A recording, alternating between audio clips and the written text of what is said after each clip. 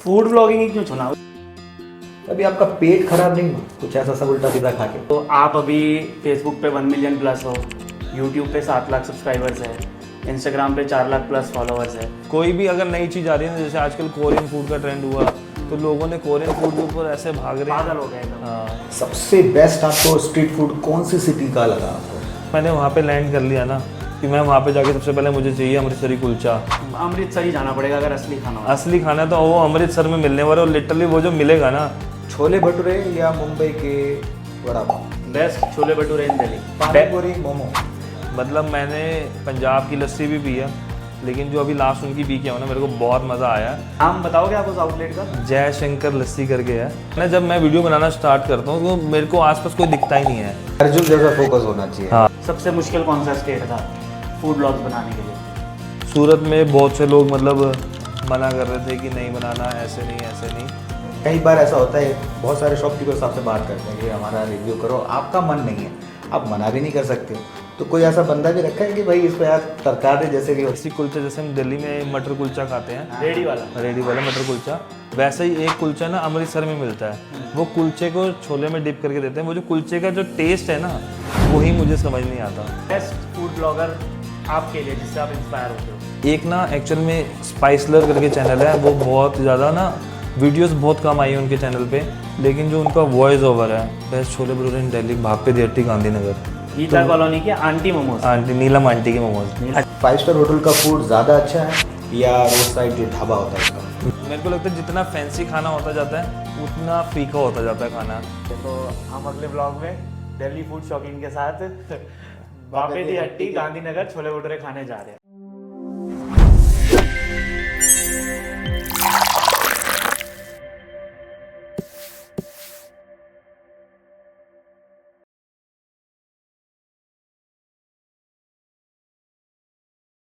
नमस्कार दोस्तों, स्वागत है आपका इस चटपटे एपिसोड में। आज बातें होगी तड़केदार और वाइब्स होगी एकदम मस्त, क्योंकि ये है आपका फेवरेट पॉडकास्ट चाय कॉफ़ी ठंडा। ये पॉडकास्ट खास है क्योंकि आज के हमारे मेहमान खाने को सिर्फ चखते नहीं बल्कि उसके हर एक स्वाद को महसूस करते हैं। वो दिल्ली के ही नहीं, पूरे भारत के खाने के दीवाने हैं। फेसबुक पर 1 मिलियन, यूट्यूब पर 7 लाख और इंस्टाग्राम पर 4 लाख लोग रोज इनसे जायके के बारे में जानते हैं। तो इनसे मिलना यानी पेट भरना और दिल भी भरना। आइए स्वागत करते हैं दिल्ली फूड शौकीन के मिस्टर अंकित का, जो हमें बताएंगे भारत के छुपे हुए स्वादों के बारे में, जो डायरेक्ट प्लेट से दिल तक पहुंचते हैं। तो बने रहिए इस एपिसोड में, क्योंकि ये एपिसोड होने वाला है स्वादिष्ट। तो उठाइए चाय का कप, लीजिए कॉफ़ी का सिप या गल्प कीजिए ठंडा, क्योंकि ये एपिसोड मिस करना मना है। सर, आपका बहुत बहुत स्वागत है हमारे podcast. Thank you so much, thank you so much. आपसे मिलकर बहुत अच्छा लगा। Thank you sir. सर, अपने बारे में पहले बताइए कुछ थोड़ा सा।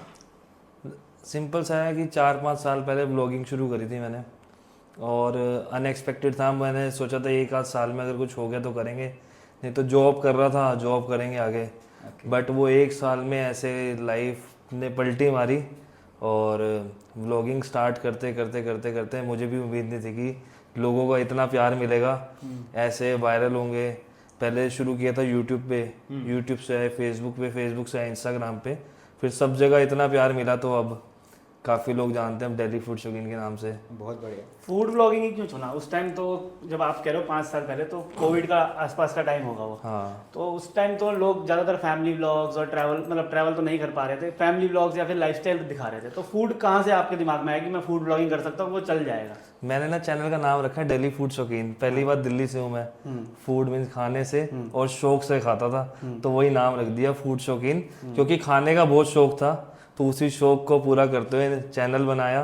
चैनल बना के उसमें जो खाने से रिलेटेड वीडियो बनाई, वो लोगों को पसंद आई। वो जो खाना खुद खाना पसंद था, वो लोगों को दिखाना शुरू कर दिया। सही सही। तो आप स्ट्रीट फूड खाते हैं, अलग अलग सिटीज़ में जाके स्ट्रीट फूड खाते हैं, कभी आपका पेट खराब नहीं हुआ कुछ ऐसा सब उल्टा सीधा खा के? अब एक्चुअल में ना उल्टा हो गया है। पहले क्या होता था, बाहर का खाते थे तो पेट खराब होता था। अब ऐसा सब खाली घर का खा लो तो पेट खराब होता है। सही है, मतलब अब हजम होने लग गया सारी। अब है पेट को भी आदत पड़ गई है कि इसने तो रोज बाहर का ही खाना है। ये क्वेश्चन मतलब मैं अब आपसे मिलना लगे तो ऑफकोर्स एज अ पॉडकास्टर हम भी सब कुछ रिसर्च करते हैं। तो काफ़ी पॉडकास्टर जो फूड ब्लॉगर को बुलाते हैं ना, उन्होंने सबसे यही सवाल पूछा था कि लोगों को लगता है बाहर का ही खाते रहते हो तो आपकी हेल्थ, आपकी बॉडी पूरी तरह से मतलब खराब हो चुकी होगी। तो वो कहते हैं कि भाई हम 2 दिन बाहर का खाते हैं, 15 दिन घर का ही खाना खाते हैं। ये तो बट वो लोगों को ऐसा लगता है कि हम बाहर का ही खा रहे हैं, बाहर की ही वीडियोस डाल रहे हैं।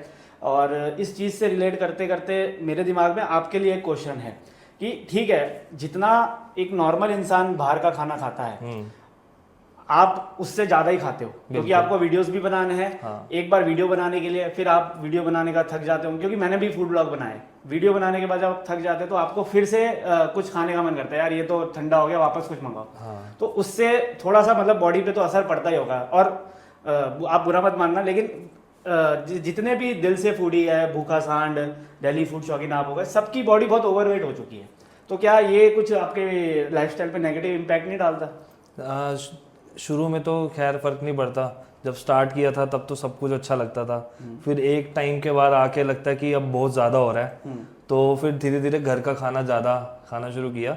अब एक्चुअल में आज की डेट में ऐसा है कि घर से मैं इतना खा के निकलता हूँ कि बाहर जाके खाने को देख के भी इतना मन नहीं करता कि खाऊं। एटलीस्ट उतना खाता हूँ जितना लोगों को दिखा सकूं, उसके बाद उस खाने को रील्स बनाने के लिए खाते हो खाली? हाँ, कि लोगों को जितना दिखा सके उतना ही खाऊं, उसके बाद एटलीस्ट अपने हेल्थ के बारे में थोड़ा सोचें। तो पहले अंकित जी फूड ब्लॉगर थे, अब अंकित जी कंटेंट क्रिएटर बन चुके हैं। हाँ, कह सकते हो। और अभी आप फुल टाइम कंटेंट क्रिएशन की फील्ड में हो? Full time. कोई जॉब, कोई बिजनेस अभी कुछ नहीं? अभी फिलहाल तो कुछ नहीं, बाकी आगे का पता नहीं। मतलब इतने सालों से जो आप यूट्यूब, इंस्टाग्राम, फेसबुक पे लगे हुए हो, क्या लगता है आपको कि इस स्टेज पे 2025 में मार्च अप्रैल में अगर कोई फूड ब्लॉगिंग स्टार्ट करना चाहता है तो क्या ये सही टाइम है, या फिर अभी अब फूड ब्लॉगिंग का क्रेज खत्म हो चुका है? मुझे ऐसा लगता है कि आज की डेट में स्टार्ट कर रहे हो ना, बट आप जो पहले कर रहे हो उसको ज़्यादा प्रेफरेंस दो, इसको बाद में दो।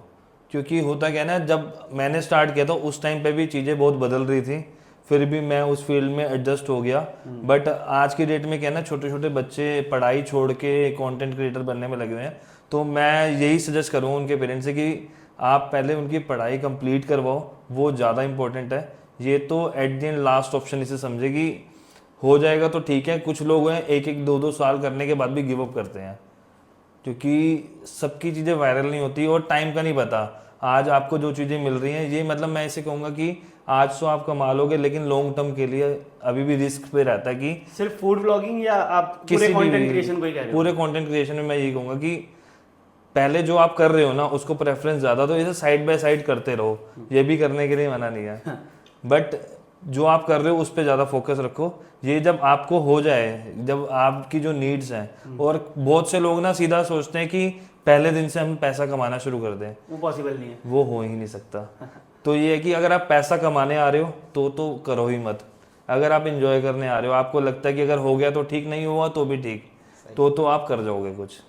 पैसों की बात हो रही है तो आप अभी फेसबुक पे 1 मिलियन प्लस हो, यूट्यूब पे 7 लाख सब्सक्राइबर्स है, इंस्टाग्राम पे 4 लाख प्लस फॉलोअर्स है, तो ओवरऑल आपके 2 मिलियन प्लस फॉलोअर्स है।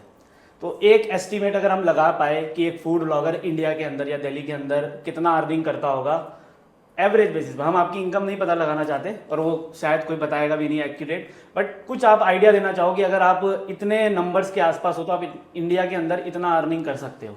देखो, ये डिपेंड करता है कि आप कितना काम करते हो, कैसे काम करते हो, उस पर डिपेंड करता है। और मतलब एक अच्छा खासा पोस्ट का बंदा एक प्राइवेट एमएनसी में जो अर्न करता है उतना तो अर्न कर लेते हैं। अच्छा, बेसिक मिनिमम 50,000 से लाख रुपए के बीच में? हाँ, ये बेसिक है कि मतलब डिपेंड करता है कि आप कैसे काम करते हो।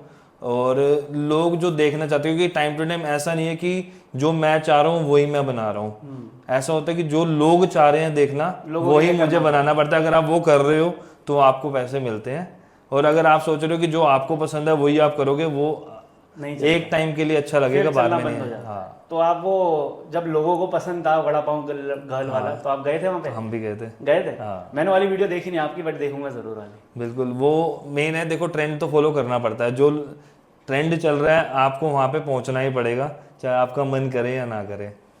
आपके हिसाब से दिल्ली का सबसे अंडररेटेड फूड कौन सा है, जो मतलब दिल्ली के लोग अभी इग्नोर करते हैं? कौन सा अंडररेटेड है फूड? मतलब ऐसा तो मेरे को लगता है कि दिल्ली वाले तो सभी खा रहे हैं, सब कुछ जो मिल रहा है, स्ट्रीट फूड है जो। मोमोज हैं तो मोमोज बहुत ज़्यादा पसंद करते हैं, छोले भटूरे बहुत ज़्यादा पसंद करते हैं, उसके अलावा छोले कुलचे। मतलब दिल्ली में मुझे लगता है दिल्ली में ऐसी कोई चीज़ नहीं है जो लोग पसंद ना करें। मुंबई का खाना आ जाए या गुजरात का खाना आ जाए, दिल्ली वालों को तो सब पसंद है। नहीं कोई भी एक ऐसी आइटम होगी, क्योंकि आप फूड ब्लॉगर हैं, जो आमतौर पर लोगों को ना पता हो कि ये लोगों को, दिल्ली वालों को ये पता नहीं, ये करनी चाहिए ट्राई, ऐसा कुछ है आपके दिमाग में? मेरे दिमाग में मतलब ऐसा कुछ तो नहीं है कि लोगों को ऐसा कुछ पसंद ना आ रहा हो, या ऐसा अंडररेटेड फूड दिल्ली में तो मुझे अभी तक है कोई भी ऐसी चीज़ नहीं लगी कि जो लोगों को पसंद ना आई। और कोई भी अगर नई चीज़ आ रही है ना, जैसे आजकल कोरियन फूड का ट्रेंड हुआ, तो लोगों ने कोरियन फूड के ऊपर ऐसे भाग रहे हैं, पागल हो गए लोग। हाँ, जैसे भी वड़ा पाव हुआ था, आपने देखा था तो कितना सब बड़ा पाव बना रहे हैं, किसी का हाथ टूटा वो भी बड़ा पाव बना रहा है। और मतलब लिटरली मैंने सबसे ज्यादा तो पॉडकास्ट देखे ना, उसमें मैंने ये देखा है, या जो फूड रील्स वायरल होते हुए देखिए, कि उसके साथ कुछ बुरा हुआ होता है ना, तब जाके लोग उसके पास वीडियो बनाते हैं कि यार इस बेचारे की मम्मी नहीं थी, इसके पापा अर्ली एज में गुजर गए। एक वो पिज्जा वाला भी था कोई सरदार जी, कि इसके मम्मी पापा नहीं है तो देखो ये पिज्जा बेच के कमा रहा। अब वो पिज्जा अच्छा बना भी नहीं रहा ना, तो भी सारे फूड ब्लॉगर उसके पास जा जाके व्लॉग बना रहे हैं। एक्चुअल में क्या है ना, लोगों को देखना मसाला, अब हमारी भी मजबूरी हो जाती है, क्योंकि अगर हम सिंपल किसी की हेल्प पर्पज से कोई वीडियो बनाते हैं ना, तो लोगों को मज़ा नहीं आता।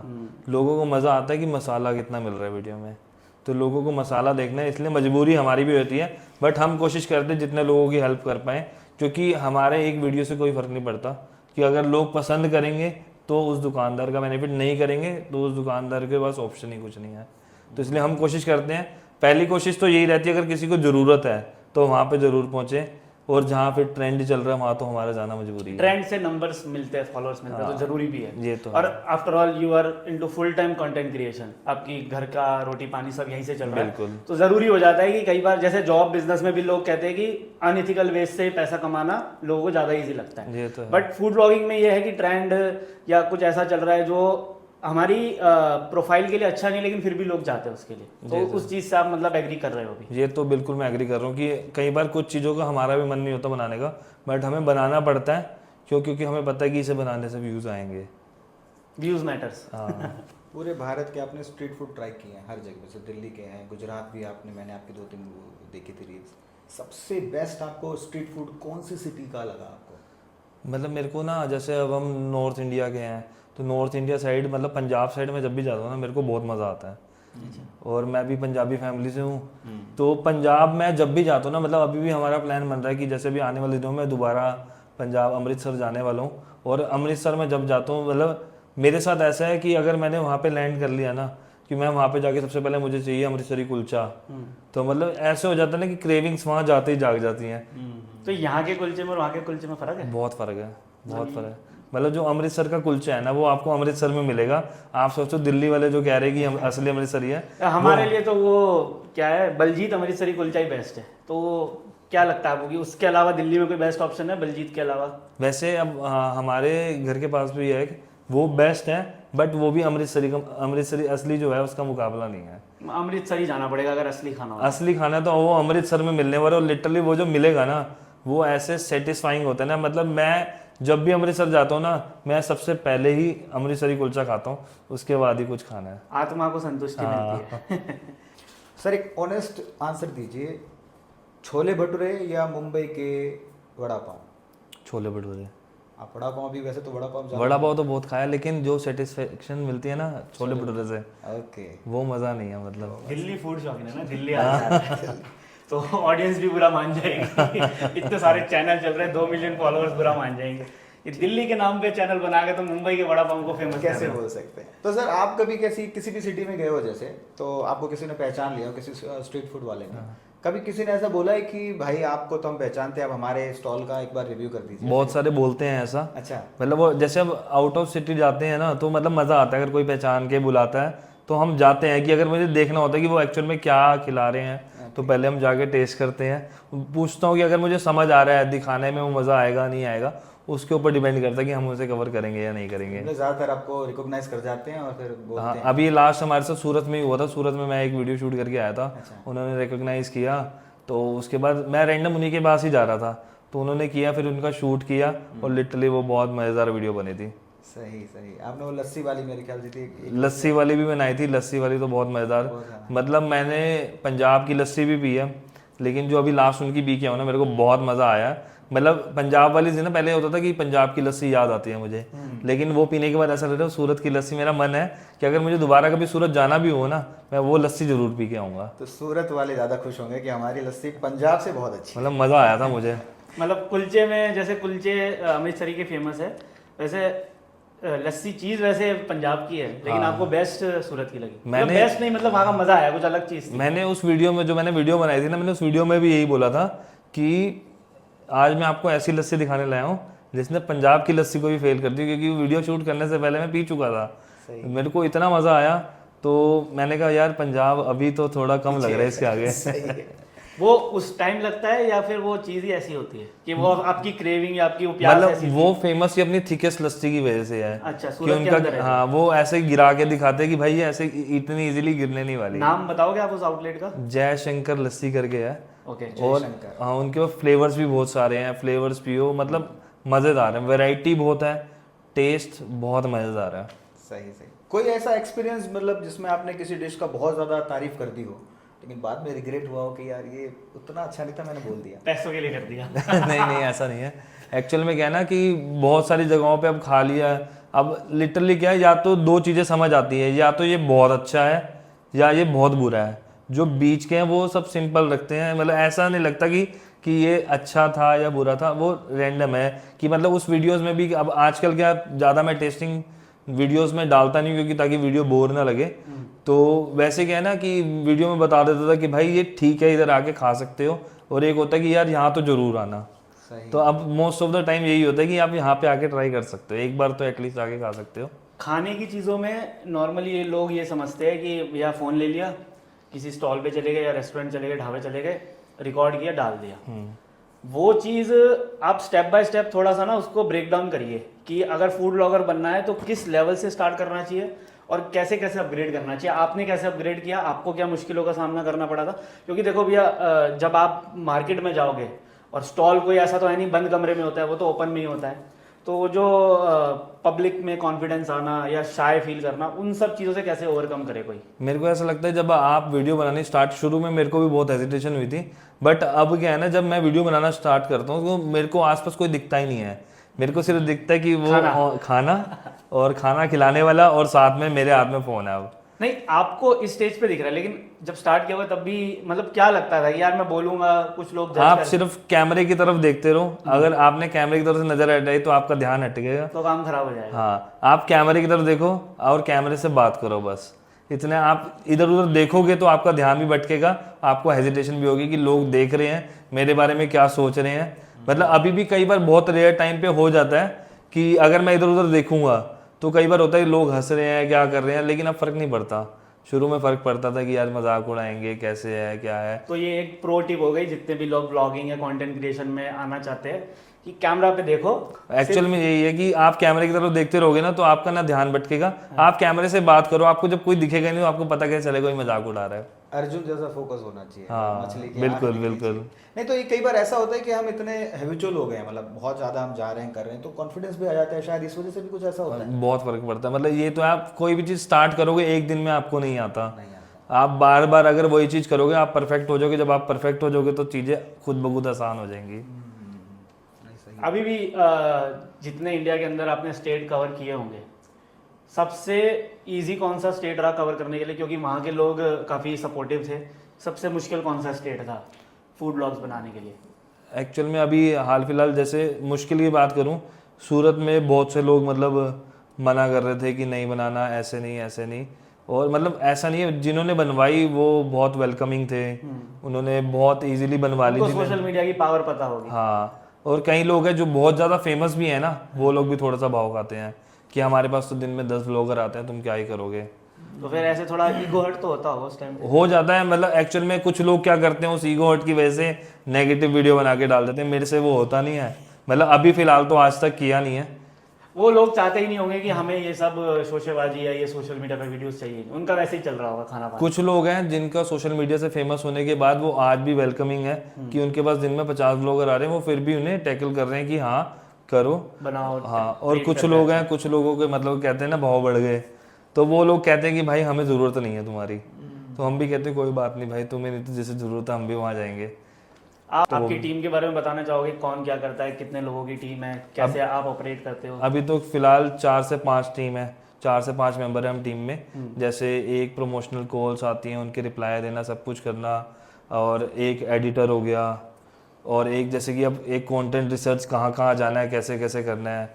और जैसे अब हम 2 मेंबर ये है कि हमें जा के शूट भी करना है, फिर एडिटर को ला के देना है, उसके बाद सारा कुछ देखना कि भाई अब ये सही है, अब उसे अपलोड फाइनल करना। आउटपुट आपको ही देखना है। हाँ तो मतलब जो लोग कॉर्पोरेट में एमएनसी में है, देख लो भाई 5 लोगों की सैलरी दे रहे हैं भैया, फूड ब्लॉगिंग से पैसा बना रहे हैं। सही है। नहीं तो अब मतलब आपने कोई मैनेजर भी रखा है? क्योंकि अब कई बार ऐसा होता है, बहुत सारे शॉपकीपर्स आपसे बात करते हैं कि भाई हमारा रिव्यू करो, आपका मन नहीं है, आप मना भी नहीं कर सकते हो, तो कोई ऐसा बंदा भी रखा है कि भाई इसको यार टरका दे, जैसे भी होता है? वो मेरी वाइफ ही मेरी मैनेजर है। सही है, मतलब वहाँ से आपको थोड़ा सा रिलैक्स मिल जाता और है। वहाँ शायद सैलरी भी ना देनी पड़ती हो। वहाँ सारे पैसे ही चले जाते हैं। अच्छा, कोई ऐसा स्ट्रीट फूड मतलब जो आपको बिल्कुल ही पसंद ना हो? पहली बार में देखने में तो अच्छा लग रहा था, लेकिन लगा यार खाने चखते के बाद ही- लगा कि ये ज़्यादा हाइप है, इसकी कुछ नहीं है, मज़ा नहीं आया। एक्चुअल में ना मैं आपको बताता हूँ, एक मेरे साथ हुआ है जैसे ना कि कुलचे जो हैं वो अमृतसर के कहते हैं कि बहुत मज़ेदार होते हैं। एक ना बेसिक कुलचा, जैसे हम दिल्ली में मटर कुलचा खाते हैं, रेडी वाला। रेडी वाला मटर कुलचा, वैसे ही एक कुलचा ना अमृतसर में मिलता है। वो कुलचे को छोले में डिप करके देते हैं। वो जो कुलचे का जो टेस्ट है ना, वही मुझे समझ नहीं आता। बहुत लोग कहते हैं कि भाई मुझे बहुत स्वाद लगता है, वैसे तो दिल्ली में भी बहुत बहुत चल रहा है आजकल, जो पूरा कुलचा ही डुबा देते हैं छोले के अंदर और पूरा तरी लेकिन जो वाली- दिल्ली का कुलचा है ना, प्लेन वाइट कुलचा, और वो अमृतसर का कुलचा है, वो दोनों में बड़ा डिफरेंस है। जो उसका टेस्ट है ना, वो बड़ा अजीब सा, मेरे को नहीं समझ आता। मुझे भी वो प्लेन ही अच्छा लगता है। और दिल्ली वाला जो है ना, दिल्ली वाला बहुत टेस्टी है, अमृतसर वाले में वो मज़ा नहीं आता। अमृतसर वाले लोग बहुत खाते हैं, जबकि अमृतसर वालों को अमृतसरी कुलचे में मजा आता होगा। हाँ, मतलब एक होता है अमृतसरी कुलचा, तंदूरी कुलचा जो आता है, वो बहुत टेस्टी है, उसका कोई मुकाबला नहीं है। लेकिन जो वाइट कुलचा होता है वहाँ का, वो मुझे नहीं समझ आता। छोले उनके स्वाद होते हैं, लेकिन उसके साथ जो कुलचा मैं चाहता हूँ वो दिल्ली वाला हो तो ज़्यादा बेस्ट है। तो आप कुलचे यहाँ से ले जाया करना। वही करना पड़ेगा। कॉम्बिनेशन दिल्ली अमृतसर का चाहिए आपको। हाँ। सही है। आपने किसी सेलिब्रिटी के साथ या किसी ब्लॉगर के साथ कोई फूड शेयर किया, कोई ऐसा? मतलब ऐसे 1-2 बार हुआ है, लेकिन मैं ज़्यादा किया नहीं। मतलब एक्चुअल में ना मेरे साथ बड़ा वो, मैं बहुत ज़्यादा, मेरा नेचर जो है ना सेपरेट है, कि मैं खुद जाता हूँ। मैं जैसे शुरू में ना 4-5 ब्लॉगर्स के साथ जाता था शूट करने, तो उसमें क्या होता था ना, एक जगह पे अगर हम 5 ब्लॉगर गए हैं तो उसमें वो 5x टाइम वहाँ पे स्पेंड कर रहे हैं, लेकिन रिटर्न तो उतना ही है। तो और इसलिए वो 5 लोग एक ही वीडियो बना रहे हैं और वो अपलोड भी करेंगे। हाँ, तो उन 5 में से जिसके पास थोड़े से कैमरा गियर अच्छे होंगे या थोड़ा सा स्किल ज़्यादा होंगे, वो आगे निकल जाएगा। हाँ। और फिर वो पीछे मुड़ के देखता नहीं है, और वो फिर अपना साथ भी नहीं देता। ये चीज़ मैंने भी मतलब नोटिस करी है। तो मुझे ऐसा लगता है कि आप काम करो अकेले, अगर आपको किसी से कुछ सीखने को मिलता है तो आप जाओ, बट एट द एंड आप जो अकेले कुछ करोगे उसी से आपको रिजल्ट मिलने वाला है। तो फोकस करो कि आपने क्या करना है, कितनी देर में करना है, और उसे कितना बेस्ट करना है। और सबसे बेस्ट लर्निंग है कि जो आप अपने आज कर रहे हो ना, कल उससे बेस्ट करना है। सबसे बेस्ट लर्निंग यही है कि आज से बढ़िया कल दिखाना है। कि जो अगर आज से 2 महीने पहले मैं वीडियो देखता हूँ तो मुझे लगता है मैंने यार ये कमी करी थी, मैं इसे और अच्छा कर सकता था, तो फिर नेक्स्ट टाइम जाके वो अच्छा करता हूँ, फिर वही 2 महीने बाद मुझे वो बुरी लगती है कि इससे और अच्छा हो नहीं सकता तो वो है। तो आप कंसिस्टेंसी अब रखोगे काम में ना, तो आप अब जैसे कोई एक चीज़ आपने एक वीडियो बना लिया, उसके बहुत टाइम के बाद दूसरा वीडियो बनाओगे तो आपको वो चीज़ जो कमी रह गई ना, वो आपको दिखेगी नहीं। तो कंसिस्टेंसी जितनी रहेगी आप अपने आप को उतना ही ज़्यादा सुधारते जाओगे। ऐसा होता है क्या? बहुत फर्क पड़ता है। मतलब मेन है आप रेगुलर करते रहो। जैसे संदीप महेश्वरी की एक वीडियो में मैंने देखा था कि उन्होंने कहा था कि अगर आपको कॉन्फिडेंस लाना है ना, आप रेगुलर एक अपनी वीडियो बनाओ। वीडियो बना के ना उसमें आप खुद चेंजेस देखोगे। 1 साल तक लगातार अगर आप ये काम करोगे तो आप पहले दिन वाली वीडियो देखना और आखिरी दिन वाली वो देखना ब्लॉग कैसे। वाले किसी कंटेस्टेंट भी बोला था, उसने कहा था कि तुम्हें कुछ नहीं आता, फोन उठाओ, वीडियो बनाओ, 1 साल तक डालते रहो। हाँ, जो पहली वीडियो होगी उससे जो 365th वीडियो है आपकी, वो बहुत लाखों गुना उससे अच्छी कंपेयर करोगे आपको खुद अपने अंदर परफेक्शन दिखेगा। और यही परफेक्शन है, किसी भी काम को आप बार बार करोगे तो आप उसमें परफेक्ट होते चले जाओगे। बेस्ट फूड ब्लॉगर आपके लिए जिससे आप इंस्पायर होते हो? एक ना एक्चुअल में स्पाइसलर करके चैनल है, वो बहुत ज़्यादा ना वीडियोस बहुत कम आई है उनके चैनल पे, लेकिन जो उनका वॉइस ओवर है, मतलब मुझे लगता है पूरी क्या नाम है चैनल का? स्पाइसलर, इंडिया के ही है? इंडिया के ही हैं। स्पाइसलर है, वॉइस ओवर करते हैं। और लास्ट उनका मैंने बनारस या कलकत्ता के व्लॉग्स देखे थे। बहुत मतलब महीने में एक व्लॉग आता है, ओके। लेकिन जो उनका व्लॉग आप देखोगे, मतलब मज़ा, सेटिस्फेक्शन जो कहते हैं ना, क्वालिटी ब्लॉग होता है। बहुत ज़्यादा क्वालिटी व्लॉग है। ठीक है। बेस्ट छोले भटूरे इन दिल्ली? बेस्ट छोले भटूरे इन दिल्ली, भापे दी हट्टी, गांधीनगर। ओके। पानी पूरी, मोमो, मोमोज। दिल्ली वाले देखो, मैं क्वेश्चन यही पूछने वाला था। बेस्ट मोमोज इन दिल्ली? बेस्ट मोमोज इन दिल्ली हमारे गीता कॉलोनी में एक आंटी मोमोज, मज़ेदार है। पर ऐसा है क्योंकि सबको अपने एरिया के स्ट्रीट वाले आंटी, डॉलमे आंटी, ये आंटी वही अच्छे लग रहे हैं। कोई ब्रांड क्यों नहीं बन पा रहा है? वाव मोमो भी आया, वो मतलब डाउनफॉल आ गया उसका। मुझे तो नहीं लगता वाव मोमो चल रहा है, आपको लगता है? मतलब मैं ये नहीं कह सकता चल रहा, लोग पसंद कर रहे हैं और ऐसा नहीं है, मेरे मोमोज उनके भी पसंद है, लेकिन जो फिर हमें ना देसी टच चाहिए होता हमें है। रोज जो पसंद आ सके। हाँ, हमें चाहिए तो देसी टच। अब कोई भी ब्रांड है वो थोड़ा सा महंगा दिखने के लिए कुछ तो अलग करेगा ना, तो वो महंगाई हमें वो देख के मज़ा नहीं आता। हमें चाहिए देसी टच, कि वो तवे पे फ्राई करके दे रहे हैं, शैलो फ्राई कर रहे हैं। गीता कॉलोनी के आंटी मोमोज, आंटी, नीलम आंटी के मोमोज। नीलम आंटी के। अभी हाल में मतलब ये भी ना मैंने देखा टाइम टू टाइम चेंज होता रहता है, कि जैसे थोड़े थोड़े टाइम पे कभी वो खाया तो वो अच्छा लगा, जहाँ पे गैप दे के खाओगे वो अच्छा लगता है। लेकिन हाल फिलहाल अभी नीलम आंटी के मोमोज ज़्यादा अच्छे लग रहे हैं। 5 स्टार होटल का फूड ज़्यादा अच्छा है या रोड साइड जो ढाबा होता है उसका? ढाबा, ढाबा बेस्ट है। ढाबा सबसे बेस्ट है। आज भी बीट कर रहा है होटल्स को ढाबा। बहुत बढ़िया। एक्चुअली क्या है कि हम इंडिया में रह रहे हैं और कॉस्ट बहुत मायने रखती है, चाहे अमीर इंसान भी है या गरीब। मैं यहाँ पे किसी क्लास को टारगेट नहीं कर रहा, लेकिन मैंने देखा है जो मेरे दोस्त जिनकी सैलरी महीने की 1-1.5 लाख रुपए है, वो भी उसी जगह पे आके खाना पसंद कर रहा है जहाँ पे मैं जाना पसंद करता हूँ। तो लोगों को अभी भी स्वाद, पेट से ज़्यादा प्यार है लोगों को। उनको नहीं फर्क पड़ता, अरे भाड़ में गया है, रेडिसन में जाके कौन खाना खाएगा। मतलब बड़े बड़े होटल्स में जाके आप खाओगे, अब मेरे को लगता है जितना फैंसी खाना होता जाता है उतना फीका होता जाता है खाना, और हमें चाहिए एकदम देसी ढाबे वाला चटपटा हमें देसी खाना। ढाबे पे ऐसे करके खाने में अलग मजा आता है। बिल्कुल। कोई भी ऐसी डिश जो आपने ओवरडोज कर दी हो कि अब आप कहते हो यार अब ये नहीं खाना है, बाकी कुछ भी खा लूंगा, ऐसा कोई डिश है अभी? अभी लास्ट में सूरत में मैंने ना वहाँ आलू पूड़ी खाई थी। जैसे हम दिल्ली वालों की आलू पूड़ी बड़ी अलग होती है, सूरत की होती है बड़ी अलग। वो छोटी छोटी होती है, हाफ वो फ्राइड, ऐसे हाफ फ्राई होती है और उसमें ऊपर सेव भुजिया सब और वो डाल मैंने वो एक दिन में ना 3-4 बार ही खा ली, और वो उसके बाद ना मैंने अगले 4 दिन मैंने वो छुई भी नहीं। वो मैंने चीज़ कहा ही वो ऐसी है। अब वो ओवर हो गया। मैं भी एक बार ही सूरत, 2 बार गया हूँ सूरत। पहली बार किसी ने बोला कि ये आलू पूड़ी है, अपने लगा वही भंडारे वाली होगी, लेकिन फिर दूसरी बार उन्होंने मंगवा के, और वो नाश्ते में खाते हैं सुबह सुबह। हाँ। तो सुबह सुबह नाश्ते में आ गई। अपन सब भाई साहब फैन ब्रेड और पराठे खाने वाले चाय के साथ, वो सुबह आ गई, मेरा दिमाग घूम गया। खाई तो सही मैंने, टेस्ट बढ़िया था, मैं ठीक है एक्सपीरियंस अच्छा हो गया। फिर वो कह रहे कि नहीं नहीं ये तो पूरी खानी पड़ेगी आपको, तो मैं पूरी भी खा गया क्योंकि गेस्ट के घर पे था मैं। लेकिन जब वो खा ली ना तो फिर वो पेट में ऐसा था क्या क्या ही खिला दिया, ये तो मैं एक्सपेक्ट ही नहीं कर रहा था।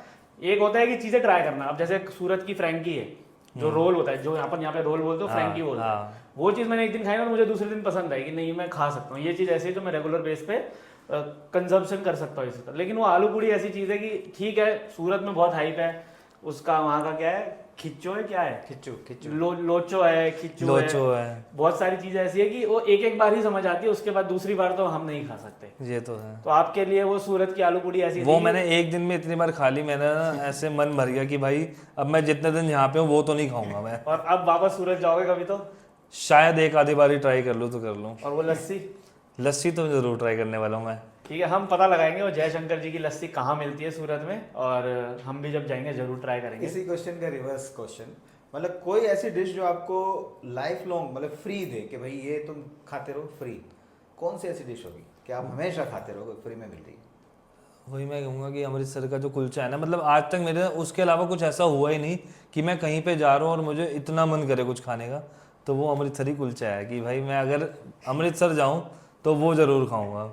सही है। अमृतसर अगर हमारे साथ आपको सौभाग्य मिले चाय कॉफी ठंडा के होस्ट के साथ कुछ खाने का, तो आप क्या खाना चाहेंगे दिल्ली के अंदर? मेरे को लगता है दिल्ली में बैठ के छोले भटूरे, मतलब मैं कह रहा हूँ ना पंजाबी फैमिली से हूँ ना, मेरे को चाहिए ऐसा खाना एक बारी में ऐसे रज के पेट भर देना, तो वो छोले भटूरे। वही गांधीनगर वाले बापे जी। गांधीनगर वाले बापे दी हट्टी के। ठीक है, तो हम अगले ब्लॉग में दिल्ली फूड शौकीन के साथ बापे दी हट्टी गांधीनगर छोले भटूरे खाने जा रहे हैं। पता नहीं कब जाएंगे, लेकिन जाएंगे, जब समय मिलेगा तब अवश्य जाएंगे। बिल्कुल बिल्कुल। और अंकित जी कुछ बताना चाहेंगे आप अपनी आने वाली लाइफ के बारे में, पर्सनल लाइफ या प्रोफेशनल लाइफ की? आपको कुछ अपने जो यंगस्टर्स हैं, जो क्रिएटर्स हैं जो आ रहे हैं, उनको क्या कहना चाहोगे कि किस तरह से लाइफ का पर्सपेक्टिव बनाए और अपना फाइनेंशियल क्रेडिबिलिटी कैसे इस्टेब्लिश करे 2025 में आने वाले टाइम में? मैं तो ये कहूँगा सिर्फ इतना कि भाई मैंने तो रिस्क ले लिया एक बारी, मेरा रिस्क कामयाब हो गया, और हर एक की किस्मत ऐसी नहीं होती, लोगों की लाइफ में बहुत स्ट्रगल भी लिखे होते हैं। तो मैं सिर्फ इतना कहूँगा कि भाई रिस्क कम लेना, अभी जो कर रहे हो वो काम करते रहना, उसके साथ साथ सोशल मीडिया पे आओ और मतलब जैसे जैसे ट्रेंड चल रहे हैं ना उसे फॉलो करके आप लोग ग्रो करो, बट जो काम कर रहे हो उसको पहले प्रेफरेंस दो, इतना जरूर कहूंगा। आप मतलब ये कह रहे हो कि रिस्क लो, लेकिन लक अगर भी नहीं काम माने। कर रहा, लक मैटर करता है। बहुत मैटर करता है। मतलब मैं कहूँगा कि मैं इस मामले में पहले मैं सोचता था भाई यार बड़ा अनलकी हूँ, मेरी लाइफ में बड़ी चीज़ें डिले होती हैं, बट यहाँ पे आके ऐसा लगा कि यार ऐसा नहीं है, मेरे से बहुत सारे लोग ऐसे हैं जिनकी लाइफ में और डिले हो रही हैं, मेरे को तो फिर भी जल्दी मिल गया। तो वर्कहॉलिक है अंकित जी, और अपने काम से कॉम्प्रोमाइज़ नहीं करते हैं। और यही अंकित जी का सजेशन है, यही चाय कॉफ़ी ठंडा पॉडकास्ट का सजेशन है कि आप भी जो काम कर रहे हैं उस पर फोकस रखिए। सोशल मीडिया में इंटरेस्ट है तो थोड़ा सा साइड बाय साइड अपना कंटेंट क्रिएशन की जर्नी स्टार्ट कीजिए, और जैसे जैसे आपको लगता है कि वहाँ ग्रोथ हो रही है, फिर एक टाइम पे जब आपको ऐसा लगे कि नाउ इट्स हाई टाइम कि मैं अपनी जॉब छोड़ूँ और सोशल मीडिया या कंटेंट क्रिएशन में स्विच करूँ, उस टाइम कंटेंट क्रिएशन में आए। और वेट एंड वॉच, आपकी जर्नी कितनी लंबी होगी, हमारी तरह सालों लगेंगे या अंकित जी की तरह। अंकित जी भी ऐसा नहीं है कि ओवरनाइट सक्सेस है, 5 साल उनको भी लग गए, तब जाके वो आज एज अ गेस्ट एक पॉडकास्ट पे आए। तो हम भी उम्मीद करते हैं हमें भी कोई बुलाएगा पॉडकास्ट पे। बिल्कुल बिल्कुल। और अंकित जी के थ्रू हम और ज़्यादा क्रिएटर्स को, फूड ब्लॉगर्स को हमारे चैनल पे बुलाने की कोशिश करेंगे। थैंक यू सो मच अंकित जी। आखिरी कुछ शब्द आप हमारे व्यूअर्स को बोलना चाहोगे? मैं सिर्फ इतना कहना चाहूँगा कि भाई इस व्लॉग पे दबा के लाइक कर दो, पॉडकास्ट को वायरल कर दो, ताकि ये दोबारा बुलाएं मुझे और कहें कि भाई तुम्हारे आने से व्यूज़ आते हैं। थैंक यू अंकित भाई, थैंक यू। Thank you. आपने अपना जो कीमती समय हमको दिया उसके लिए आपका बहुत बहुत धन्यवाद। Thank you. तो दोस्तों, ये है बहुत ही अच्छा स्वादिष्ट आपके लिए पॉडकास्ट। और आपको ये अच्छा लगे तो स्वादिष्ट कमेंट भी करिएगा, सब्सक्राइब भी करिए, और जो भी आपको ये पॉडकास्ट देखते हुए डिश समझ में आए वो कमेंट करके बताइएगा। Thank you very much. और दिल्ली फूड शौकीन को भी यूट्यूब पे प्यार दिखाए, फेसबुक पे प्यार दिखाए और इंस्टाग्राम पे प्यार दिखाए। Thank you so much. Thank you.